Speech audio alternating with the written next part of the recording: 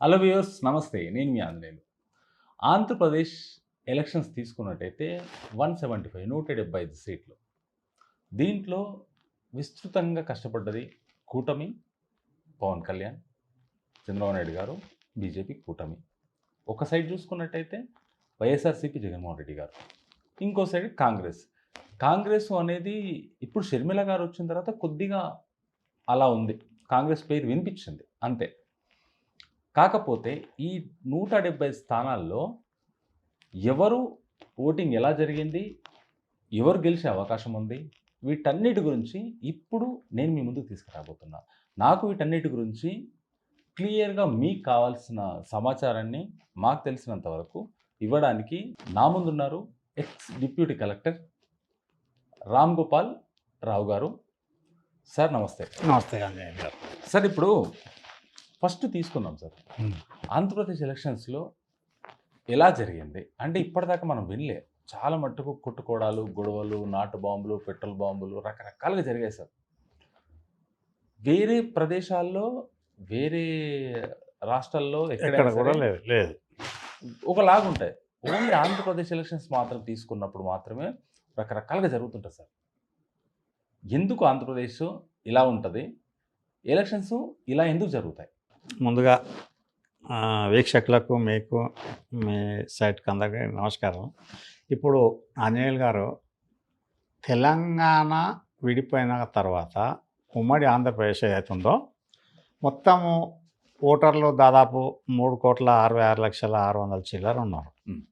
ఇక్కడ ఆంధ్రప్రదేశ్లో 4 రకాల ప్రాంతాలు ఉన్నాయి. ఒకటి ఏదైతుందో ఈస్ట్ ఆంధ్ర, తర్వాత కోస్టల్ కారిడారు, తర్వాత పల్నాడు రీజను, తర్వాత రాయలసీమ. ఈ 4 ప్రాంతాలలో 4 డిఫరెంట్ కేటగిరీ ఉంటారు. భాష, యాక్సెంట్, యాస కానీ, భాష కానీ, కొద్ది కట్టుబాట్లు కానీ. ఎందుకంటే చాలా పొడవు, మొత్తం భారతదేశంలో తీర ప్రాంతం, సముద్ర తీర ప్రాంతం ఉన్నది. టోటల్ సీ కారిడార్ హైయెస్ట్ ఉన్నది ఆంధ్రప్రదేశ్, మొత్తం భారతదేశంలో ఎక్కడ కూడా లేదు.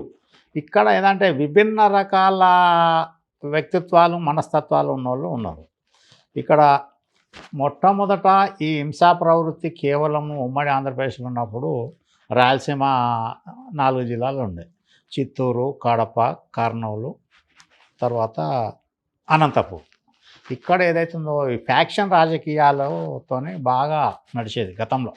ఇప్పుడు ఏదైతే ఉందో ఫ్యాక్షనిజం ఇంకా చాలా తగ్గిపోయింది రాజశేఖర్ రెడ్డి వచ్చిన తర్వాత. అంతకంటే ముందు గతంలో చాలా బ్రహ్మాండమైన ఫ్యాక్షనిజం ఉండే ఒకటి. రెండోది ఏంటంటే అక్కడ వీళ్ళు కొట్టుకోవాలి, తిట్టుకోవాలని కానీ కారణం ఏంటంటే కరడుగట్టిన కార్యకర్తలు ఉంటారు అక్కడ.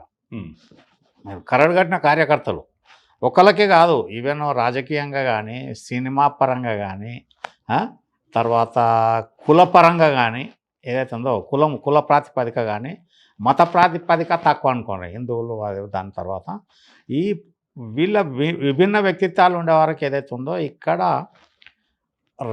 జగన్మోహన్ రెడ్డి రాయలసీమ ప్రాంతానికి చెందిన వాళ్ళే. ఆయనకు బేస్ కూడా ఆయన తండ్రి కానీ, ఆయన తాత కానీ, రాజారెడ్డి కానీ, రాజశేఖర రెడ్డి కానీ, జగన్మోహన్ రెడ్డి కానీ. ఇక్కడ రాయలసీమలో ఏదైతే ఉందో ఫ్యాక్షనిజము, కరడు కట్టిన వాళ్ళు దేనికైనా ప్రాణాలకు తెగించి వాళ్ళు పోరాటం చేసే ప్రవృత్తి పల్నాడు జిల్లాలకును, ఈ రాయలసీమ జిల్లాలకు ఉన్నది.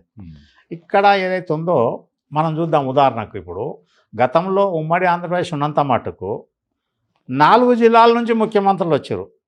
చిత్తూరుకి వెళ్ళి చంద్రబాబు నాయుడు వచ్చిండు, కడపకి వెళ్ళి రాజశేఖర రెడ్డి వచ్చిండు, అనంతపూర్కి వెళ్ళి నీలం సంజీవ వచ్చిండు, తర్వాత ఇంకోటి ఏంది కర్నూలుకి వెళ్ళి విజయభాస్కర్ రెడ్డి రావడం జరిగింది.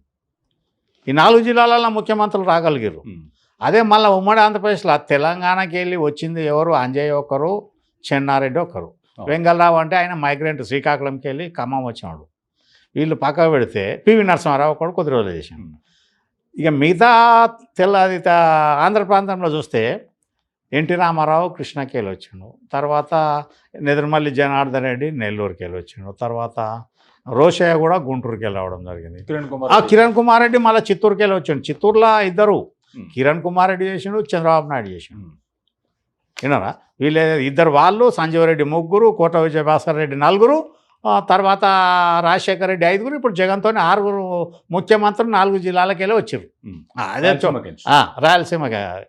కాబట్టి వాళ్ళు ఏదైతే రాజకీయంగా ఎందుకు వాళ్ళకు ప్రాబల్యం ఎక్కువ ఉందంటే గతంలో కరువు కాటకాలు ఉండట్లా, దాంతో ఓటర్లు ఏదైతే ఉందో పార్టీ పరంగా ఖాళీ పార్టీ నాయకులను నమ్ముకొని వాళ్ళు దేనికైనా తెగించి బాంబులు, నాటు బాంబులు తయారు చేయడం, వేట కొడవలు తయారు చేయడం, ఫ్యాక్షనిజంలో ఒక వర్గాన్ని లేపాలంటే లేపడం, ఈ రకంగా చూస్తున్నాం. గతంలో కూడా పట్టాల రవి కానీ, మద్దెల చెరువు సూర్యుడు కానీ, ఈ రకంగా చాలా పోయిన వాళ్ళు ఉన్నారు కదా, రవీంద్రనాథ్ రెడ్డి గారు, ఎవరు చాలామంది పోయినరు. అటువంటి అప్పుడు అక్కడ ఈ ప్రభావం ఎక్కువ ఉన్నది. ఎందుకంటే ఈ ముఠా తగాదాల కంటే ఒక వర్గము ఇంకో వర్గాన్ని దేనికైనా వాళ్ళు తెగించి కొట్టడానికి, చంపడానికి తయారుంటారు. ఆ ప్రవృత్తి అక్కడనే ఉన్నది. మళ్ళీ వేరే మన తెలంగాణలో వస్తే అది లేదు, ఈవెన్ కర్ణాటకలో కూడా లేదు, వేరే ఎక్కడ కూడా ఉండదు. ఆ రకమైన ప్రవృత్తి ఏదైతే ఉందో కేవలం ఈ ఆంధ్ర ప్రాంతంలో ఉన్నది. దానికి ఏంటంటే ఇక్కడ పెంచి పోషించింది పార్టీ నాయకులే. ఈ ప్రవృత్తిని ఏదైతే ఉందో ముఠా తగాదాలు, ఏదైతే ఫ్యాక్షనిజం అన్నీ వాళ్ళే. కాబట్టి అక్కడ ఈ అల్లకల్లలో జరగడం, ఎలక్షన్ తర్వాత కూడా ఇరు వర్గాలు ఏంటంటే వాళ్ళు ఏంటంటే కరడు కట్టి ఉంటారు అన్నట్టు. ఒక పార్టీకి ఉంటే సిద్ధాంతానికి దానికి ఉన్న అవతలని ఎవడన్నా కానీ దగ్గరోడు కానీ దూరమోడు కానీ వేయడానికి రెడీ ఉంటారు. కాబట్టి కొట్లాటలకు ఇది సహజం అయిపోయింది.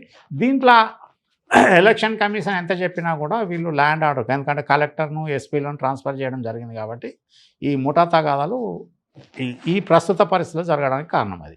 సరే, ఇప్పుడు 3 పార్టీలు కూటమి, ఒకటి వైఎస్ఆర్సీపీ, ఇంకోటి కాంగ్రెస్.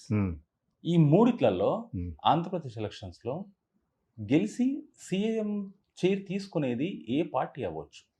అయ్యే అవకాశం ఉంది. అయ్యే అవకాశం అంటే ఇప్పుడు ఈ కూటమిలో ఏదైతే ఉందో చంద్రబాబు నాయుడు, తెలుగుదేశము, బీజేపీ, తర్వాత జనసేన, పవన్ కళ్యాణ్, వీళ్ళు 3 కూటమి ఉన్నారు. ఈ 3 కూటమి కలవడానికి కారణమైంది అవతలోడు బలవంతుడు అయితేనే వీళ్ళు 3 ఏకమైనట్టు.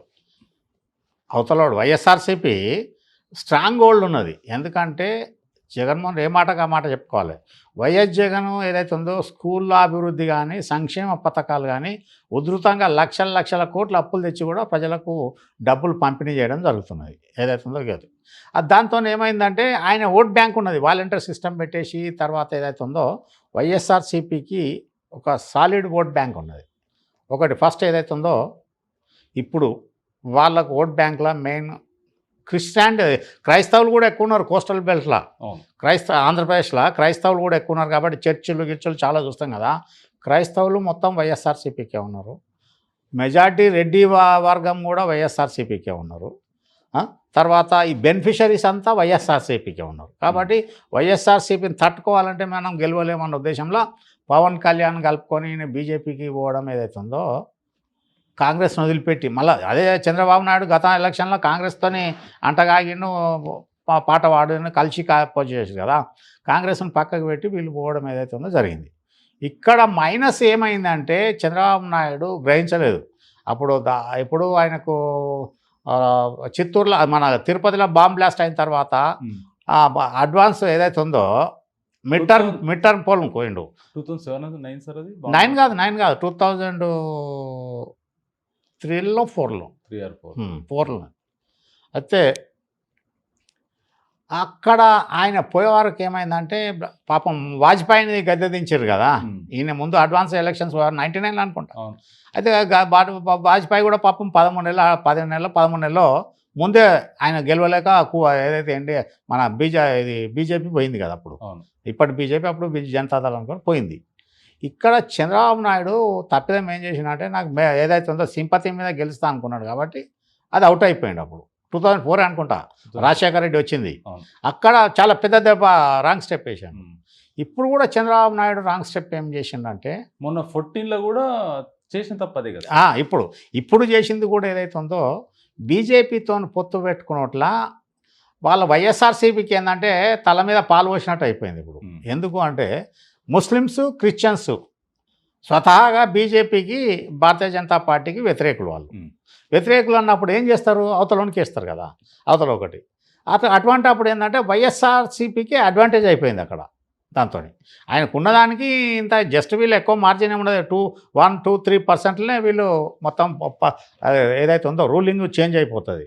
అటువంటి అప్పుడు ఆయనకు అడ్వాంటేజ్ అయింది. ఇంకొకటి ఏంటంటే షర్మిల వైఎస్ఆర్ కాంగ్రెస్ ఇక్కడ తెలంగాణ వదిలిపెట్టేసి మళ్ళీ కాంగ్రెస్ టేకప్ చేసి ఆడ అది ఆంధ్రప్రదేశ్లో ఇంతో అంత కొద్దిగా ప్రచారం ఏదైతుందో షర్మిల కూడా బాగా మ్యాచ్యూరిటీ వచ్చింది, బ్రహ్మాండమైన స్టార్టింగ్ స్పీచ్లు ఇప్పుడు చూస్తే కూడా ఆమె కొద్దిగా మంచి పరిణితి రావడం జరిగింది. ఆమెకు పరిణితి పొందిన తర్వాత కాంగ్రెస్ని తీసుకొచ్చింది. కాంగ్రెస్ ఏదైతే ఉందో కూటమికి మైనస్ కాంగ్రెస్తోని. ఓకే, ఎందుకంటే యాంటీ ఇన్కంబెన్సీ వ్యతిరేక ఓట్లను ఏదైతే ఉందో కాంగ్రెస్ వీళ్ళకి వాడాల్సిన ఓట్లను వాళ్ళని చీల్చగలుగుతున్నది. కాబట్టి కాంగ్రెస్కి 1%-2% వచ్చినా కూడా అది వైఎస్ఆర్సీపీకి అడ్వాంటేజు, కూటమికి మైనస్ అన్నట్టు. అది అట్లా వరకు ఇప్పుడు వైఎస్ఆర్సీపీకే ప్రభంజనాలు ఏదైతుందో ప్రజలు నేను ఇంటరాక్ట్ అయితే మటుకు చాలా మటుకు ఏదైతుందో మళ్ళీ రూలింగ్లకు వైఎస్ఆర్సీపీ వచ్చే అవకాశం ఉన్నదన్నది చెప్తున్నారు.